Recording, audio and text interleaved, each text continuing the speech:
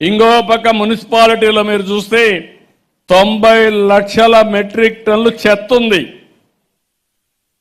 చెత్త ఉంటే ఏం చేస్తాం? ఊడ్చి ఎత్తకపోయి ఎక్కడో చెత్త దీంట్లో వేస్తాం. ఒకప్పుడంతా కూడా మీరు చూస్తే మనం ఇంట్లో వేసిన చెత్త రోడ్డు మీద ఉండేది. అవన్నీ కూడా క్లీన్ చేసి మనం కొత్త పాలసీ ఒకటి తీసుకొచ్చాం. ఏదైతే స్వచ్ఛ భారత్ కార్యక్రమంలో స్వచ్ఛ ఆంధ్రప్రదేశ్ కోసం ముందుకు పోవాలని చెత్త నుంచి కరెంటు ఉత్పత్తి చేయడం, ఇంకో పక్క చెత్త నుంచి కాంపోస్ట్ ఉత్పత్తి చేయడానికి ముందుకు పోయాం.